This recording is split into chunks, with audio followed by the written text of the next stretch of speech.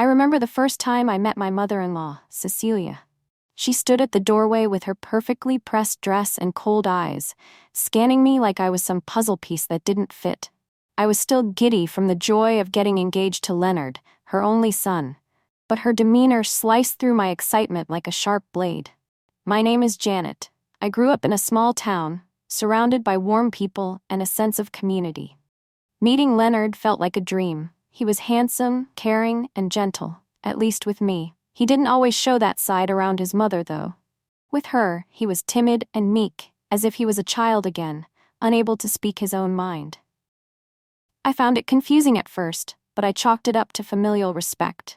That day, Cecilia barely said a word to me. The few words she did speak felt loaded with judgment. She questioned my job, my cooking skills, and even my future plans. Leonard said nothing. He just stood there, smiling nervously. Deep down, I had an uneasy feeling. Something about this dynamic warned me that trouble was lurking around the corner.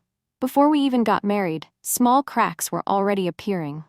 Although Leonard and I had a meaningful bond, I often felt overshadowed by Cecilia's overbearing presence.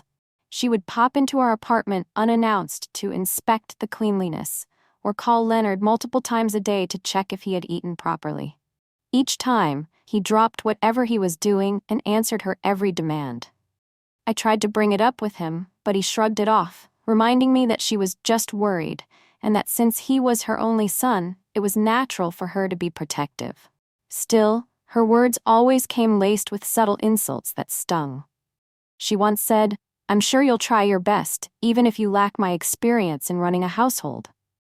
That was her way of saying I was inexperienced, and in her mind, unworthy of her son. Yet my love for Leonard was stronger than my frustration. I believed that once we were officially married, we could create healthy boundaries.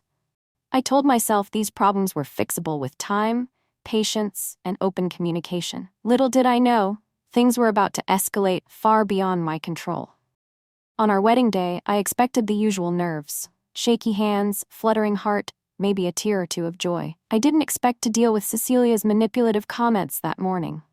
As I stood in my bridal gown, she pulled Leonard aside and lectured him about behaving respectfully and not forgetting who raised him. She looked at me once, gave a curt nod, and said, "Try not to embarrass me." Her words bruised my spirit, but I pushed them aside, determined to enjoy our special moment. The ceremony itself was magical. Vows spoken with trembling voices, the warmth of friends and family celebrating with us. Leonard squeezed my hand gently when we said our I do's, and for a fleeting second, I felt confident in our future. Afterwards, Cecilia cornered me near the buffet table. She sniffed disapprovingly at the floral arrangement I had chosen. "You really think these lilies are right for a wedding?" she asked. I forced a polite smile, ignoring the tightening knot in my stomach. I couldn't allow her to ruin my day. That evening, as Leonard and I danced, I felt a strange mixture of excitement and fear. Our marriage was official now. But so was my place in Cecilia's watchful sights. Moving in together was supposed to be our fresh start, yet Cecilia's presence was everywhere. She lived only a few blocks away, which meant daily visits. Sometimes I'd come home from work and see her sitting on our couch, flipping through my magazines, greeting me with a curt, "Oh, you're back." It wasn't just an invasion of privacy, it felt like an invasion of my entire life. Leonard insisted it was temporary, that once we settled in she'd give us some space. But each time I brought up setting boundaries, he tensed. "She's my mother," he would say, as if that was the ultimate excuse. Gradually, I felt my happiness chip away. Cecilia's remarks were constant. "Are you sure you're feeding my son enough protein?" Or, "You really need to dust these shelves better." Every statement dripped with condescension. I could see how Leonard's eyes darted between us anxiously whenever she criticized me. Yet he never defended me. He only tried to placate her. One day I found her rummaging through our bedroom, rearranging my closet. I nearly lost my composure. My anger flared, and I confronted Leonard that night. He mumbled an apology on her behalf, but it did nothing to ease my hurt. Somehow, I knew things wouldn't magically get better. I'll never forget the day Cecilia slapped me. It happened in our living room, in front of Leonard, and the memory still stings like a fresh wound. We were arguing about something minor. She had complained that I was neglecting my so-called wifely duties. And I finally snapped back. I told her I was tired of her constant interference, her relentless criticism. I asked for space, explaining that she needed to respect our marriage. She looked outraged, as if I'd just committed a crime. Her face turned red, and without warning, her hand flew across my cheek. The impact shocked me so deeply I couldn't speak. My skin burned where her palm had landed. I stared at Leonard, expecting him to rush to my defense. Instead, he just stood there, mouth slightly open, saying nothing. Not one word of protest. That moment felt like betrayal on both sides. Hers, for physically assaulting me, and his, for standing still like a helpless child. As tears brimmed in my eyes, I realized my boundaries had been trampled far too many times. Something inside me snapped. I resolved then and there, no more being the obedient, quiet wife. I wasn't going to stay and endure this ever again. I couldn't stand to look at either of them after that slap. There was no shouting match, no grand finale. I simply packed a small overnight bag, took my purse, and walked out the door. My heart hammered in my chest. My face was still burning, but my pride hurt even worse. In the hallway, I heard Leonard's soft voice calling my name. I didn't look back. I rushed outside, got into my car, and drove off. I found myself at a nearby motel. It wasn't luxurious, but it offered me the refuge I needed for the night. Once inside, I locked the door, sank to the floor, and let out the tears I had been holding back. Angry sobs racked my body. I kept replaying the moment, Cecilia's scornful face, her hands swinging toward me, and Leonard's paralyzed stance. Over and over, it tormented me. That night, I made a decision. If Leonard couldn't stand up for me, then our marriage was on the line. I didn't see how I could continue living under his mother's rule. I didn't sleep much, but through the haze of tears, a sense of determination formed. This wouldn't end in me being a victim. I had to act, and I had to act decisively. The following morning, my phone was flooded with missed calls and desperate text messages from Leonard. His messages ranged from apologetic pleas to panicked demands for me to come home and talk it out. But I wasn't ready for any conversation yet. I took a hot shower, letting the water wash away some of my remaining anger. Then I sat on the edge of the motel bed and thought carefully about my next step. I loved Leonard deeply, but what good was that if he let his mother strike me and didn't lift a finger to defend me? Finally, I answered his call. His voice cracked with worry. "Where are you? Please come home." I stayed silent for a moment, my throat tight. "I'm safe," I told him flatly. "We need to talk, but not with your mother around. I'll only come back if you agree to meet me alone." He agreed, sounding relieved. When he asked if I was okay, I simply said, "I'm alive." Hanging up, I swallowed hard, bracing myself. I knew any reconciliation would come at a price. But I also knew I deserved respect, no matter how protective Cecilia was of her son. This time, I would demand it. We met in a quiet cafe later that day. Leonard looked exhausted, as if he hadn't slept. I couldn't muster much sympathy. My own cheeks still felt hot, and every time I remembered that slap, my hand would tremble with fury. As soon as he sat down, he tried to apologize. "I'm so sorry," he whispered, hands shaking. I just froze. I never expected her to. I cut him off. "But she did. And you did nothing." That simple statement lingered in the air. His gaze fell to the table. I refused to let him brush aside the gravity of what happened. I told him I was considering leaving him, permanently.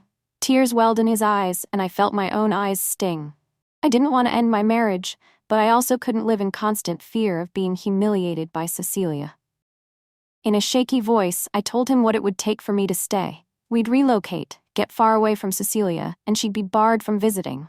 Not just temporarily, but for as long as it took for me to feel safe again. He looked stunned. "You mean, completely move away?" I nodded. "And she can't see any future grandchildren." That last part hit him hard, but I stood firm. This was my line in the sand. Leonard's face went pale as I laid out my demands. I expected him to argue, to defend his mother, or to refuse outright. Instead, he sat there, trembling. Finally, he breathed out, "I'll do anything to keep you. I can't lose you." His words sounded sincere. But part of me wondered, did he truly mean it? Or was he just hoping to patch things up for now?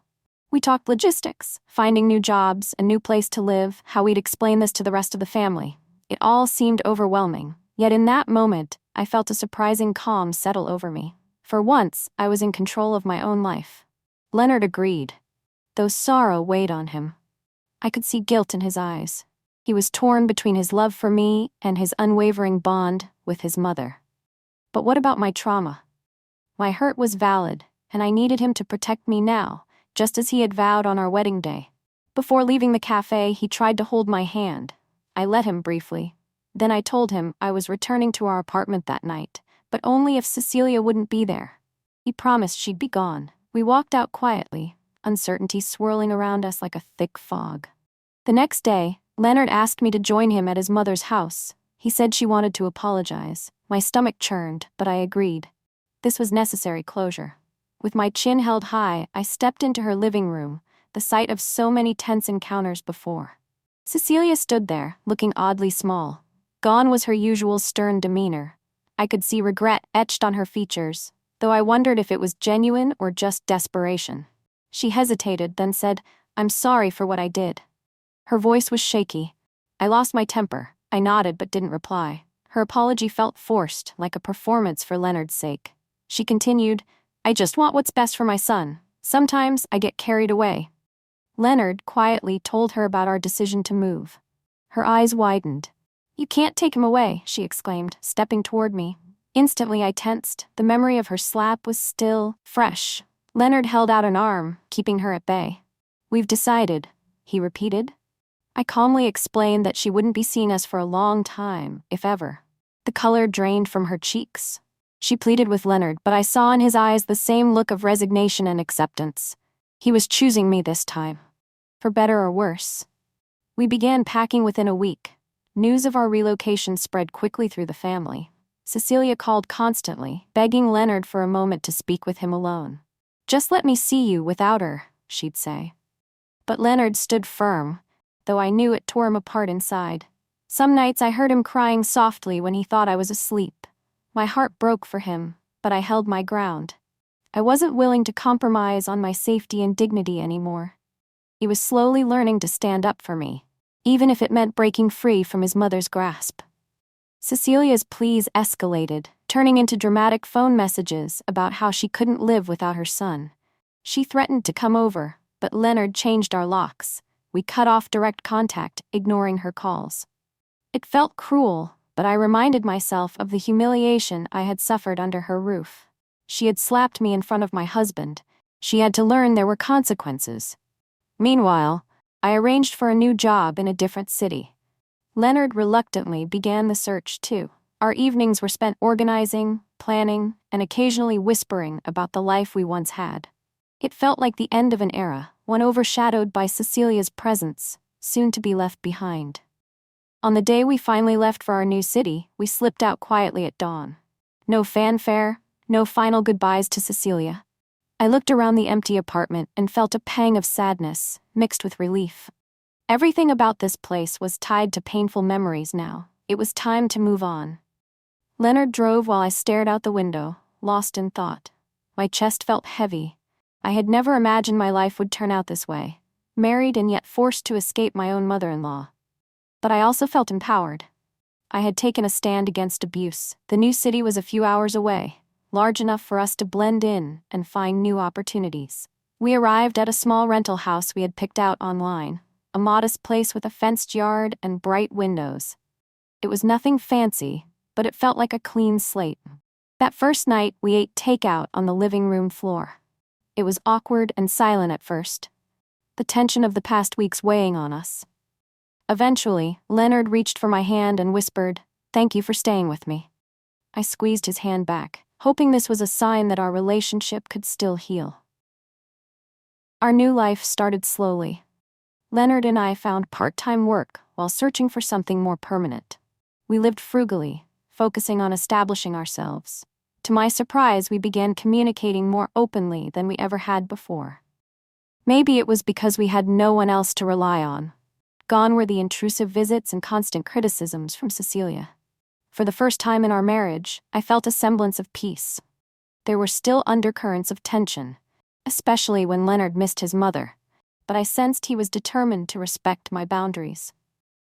When I'd wake in the morning, I'd see Leonard quietly sitting on the couch, flipping through photo albums. He looked sad sometimes, lost. I tried to empathize. He had spent his entire life in his mother's shadow, and now he was learning to exist without her constant input. It was a struggle for him, but a necessary one if we were going to survive as a couple. We talked for hours in the evenings, unpacking the last few months, the damage that had been done, and how we could move forward. Each conversation felt like a step toward building a healthier partnership, one free from manipulation and fear. Despite our fresh start, an invisible pull still tethered Leonard to his mother. I'd catch him hesitating over his phone, finger hovering near the call button. I understood the sense of loss he felt, even if I couldn't forget the slap and the disrespect she had shown me. He'd sometimes bring her up in conversation. "I wonder how she's doing," or "Do you think she's eating well?" I could see the guilt etched across his face. In those moments, a part of me wanted to reassure him. Another part felt resentful. Why should I care about the well-being of a woman who raised her hand against me? To keep the peace, I tried to be understanding. We had agreed she wouldn't be a part of our lives. But that didn't mean Leonard could easily erase decades of being her son. I listened quietly, offering small acknowledgments. Privately, I fought my own battles with anger and fear. The memory of that slap was like a phantom bruise on my cheek. But I reminded myself of why I made him choose. I refused to live as a victim any longer. This was a new place, a new chapter in our marriage, and I vowed to keep my boundaries firm, no matter how conflicted he felt. One morning, I woke up feeling a rare lightness in my chest. It took me a moment to realize the reason. I no longer dreaded unannounced visits or controlling lectures. We were free, and that freedom brought possibilities.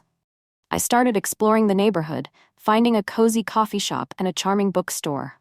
I even made a friend, a warm-hearted neighbor named Rosa, who lived across the street. Meanwhile, Leonard threw himself into job applications, eager to prove he could support me on his own. We still had our difficult moments. Sometimes, a random phone call from an unknown number would flood Leonard's face with panic, fearing it might be Cecilia. But the calls stopped eventually, perhaps because she realized we were serious about our ultimatum. There were no more messages, no more pleas. It was eerie, but also calming. Gradually, our relationship began to mend. We laughed more often, cuddled on the couch to watch silly movies, and shared late-night snacks. The walls that had been built by Cecilia's interference seemed to crumble.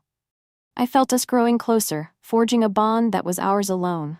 For the first time in a long while, I truly believed that, with enough patience, our wounds might heal. The ease in our daily life gave me space to reflect on my own feelings. While I still blamed Cecilia for the slap and Leonard for not defending me, I also felt a twinge of guilt for ripping him away from his mother. She was toxic, no doubt, but she was also the woman who raised him, who loved him in her own twisted way. I realized I was caught in a loop of anger and compassion. On some days, I wanted to see her suffer for what she did. On others, I could imagine her lonely, missing her son. It didn't justify her actions, but it made me question whether a permanent break was the only solution. Leonard never pressed the issue of reconciling with her. He seemed resigned, believing that was my condition for staying, and it was. But deep inside, I wondered if this harsh separation was exactly the kind of punishment she needed to learn respect. Or was it just breeding more resentment? In quiet moments, I prayed for guidance, unsure how to balance my need for safety with my growing awareness that forgiveness might be necessary someday. But not yet. The wound was still raw, and I refused to let pity weaken my resolve. A year slipped by in our new city. We had stable jobs, a modest but comfortable home, and a calmer routine. Then, one morning, I woke up feeling unusually fatigued. My head swam with dizziness, and I felt an odd, persistent nausea. Leonard noticed my pale face. "You okay?" he asked, concern lacing his voice. I brushed it off at first, attributing it to stress or a mild bug. But days turned into weeks, and the symptoms didn't fade.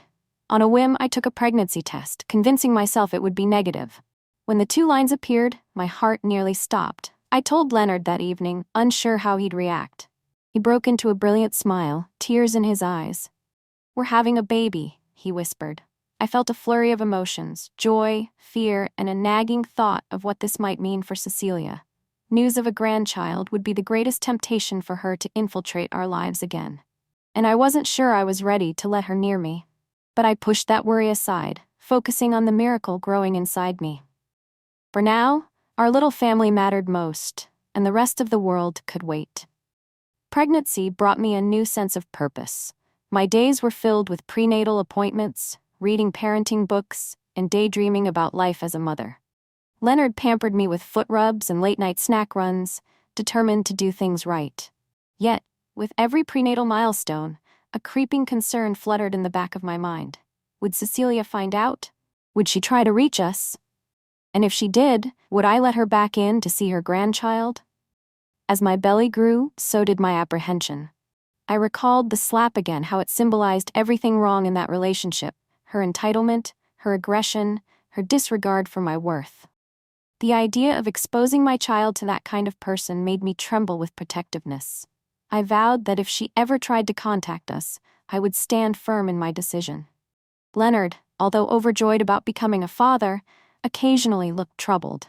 I knew he mourned that he couldn't share this milestone with his mother.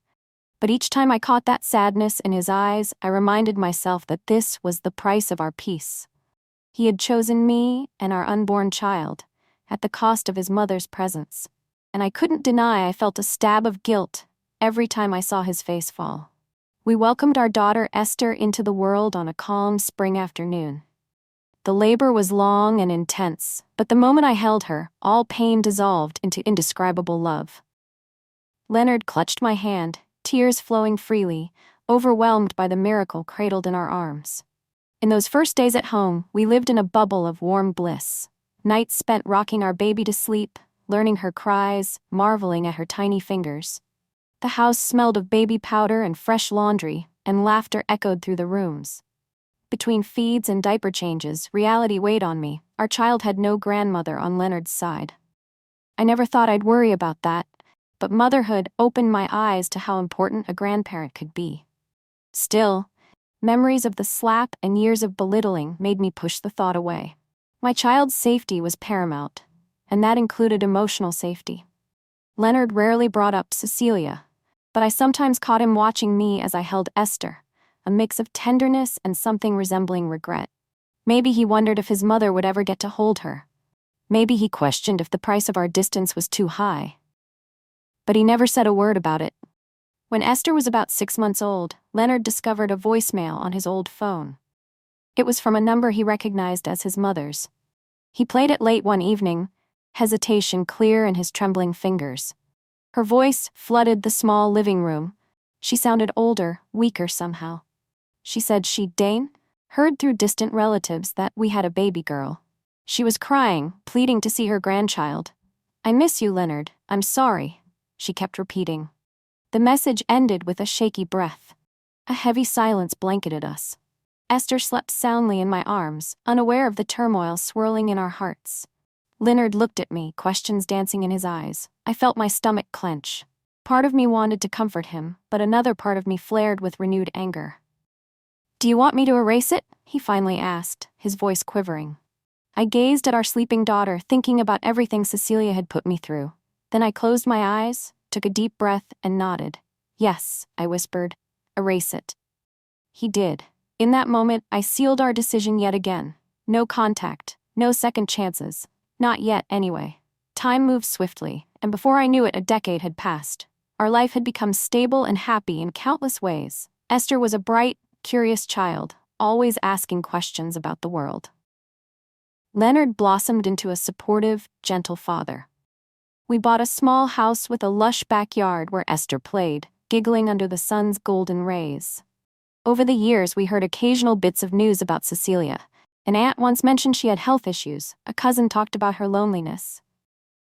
Leonard never brought her up to me, though.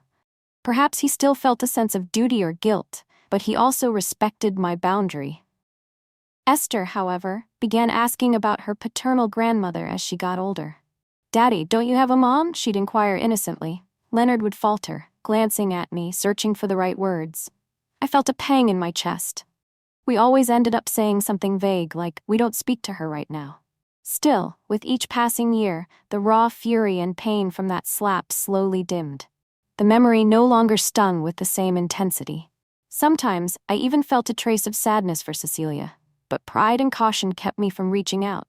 After all, I had sworn she'd never see my child, our ultimate punishment for her betrayal. One afternoon, as I was shopping for groceries, I spotted a familiar figure hunched over a cart. My heart lurched into my throat. It was Cecilia, older, frailer than I remembered, but unmistakable. She scanned the shelves with distant eyes. I froze. My instinct was to flee, to avoid any confrontation. But something drew me closer. Before I could stop myself, I spoke her name. She turned, eyes widening in recognition. For a moment, neither of us moved. Then she whispered, "Janet." Her voice cracked and tears welled. "How are you? How is Leonard?"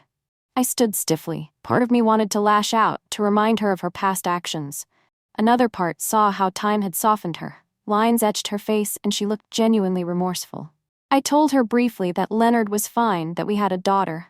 She started to speak, then faltered, pressing her lips together. A tear slipped down her cheek. "I'm sorry," she said. "I've tried to say it so many times, but I know it's not enough." I left without offering a lifeline or a promise. But that night, my mind whirled with images of her stooped figure. Could she have changed, or was this another act? I simply didn't know. After that encounter, I felt uneasy. I wrestled with conflicting emotions: anger, pity, caution, and the faintest hint of forgiveness. For years, I held tight to the conviction that Cecilia deserved no place in our lives. But now I wondered if that stance had hardened into cruelty. Leonard noticed my restlessness. Late one night, I confessed I had seen his mother. He looked shocked, then quietly asked, "How did she seem?" His eyes were filled with longing. I hesitated. "She looked old and lonely," I admitted. He closed his eyes, nodding slowly. That night, I couldn't sleep. I remembered how passionately I had barred Cecilia from our lives, justified at the time, because of her abusive behavior and that unforgivable slap. Yet a decade had passed and we had grown stronger. I was no longer the timid woman she could easily push around. My life was full and happy, and I didn't need her approval for anything. So what was I afraid of? I sat in the darkness, thinking about Esther, who had never known her grandmother. Would it be fair to continue this exile forever? It was a question that had no easy answer, but it lingered, demanding my attention. After days of internal debate, I made a decision that stunned Leonard. I told him I was willing to see Cecilia again. His eyes brimmed with tears, a swirl of relief and fear. We both knew this was a monumental step. We arranged a meeting at a quiet local park. Esther, now 10, clutched my hand. She sensed the importance of this day, though we had given her only a brief explanation. Leonard stood on my other side, visibly anxious. Then we saw Cecilia shuffling hesitantly along the paved path. Her eyes were on us from afar. When we finally met, time seemed to slow. She stared at Esther, tears falling freely. Then, softly, she turned to me. "Thank you for coming," she whispered. "I know I have no right." I raised a hand to stop her. My heart pounded in my ears. Decades of pain, betrayal, and distance hung between us. But I also recalled how at the grocery store she looked so broken and sincere. I didn't have a neat speech prepared. Instead, I let out a shaky breath and said, "This is Esther. She's our daughter." Cecilia wiped her tears, voice trembling. "Hello, Esther." Just like that, we took the first fragile step toward something resembling forgiveness. That day wasn't a tidy ending. It was the start of a slow, careful journey.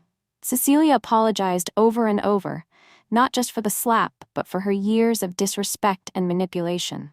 I stood there, feeling a hesitant warmth spread through my chest. It wasn't immediate forgiveness, but it was a beginning.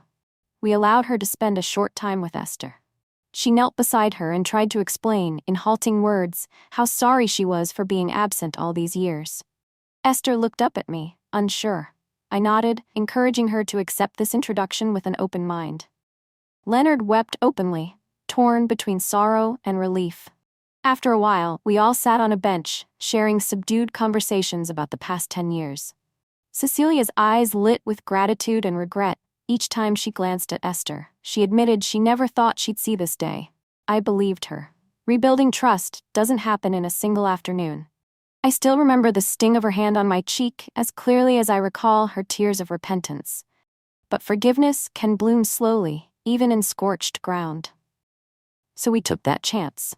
Because sometimes teaching a lesson isn't just about punishment, it's also about allowing room for genuine change. And with that realization, I finally found my peace.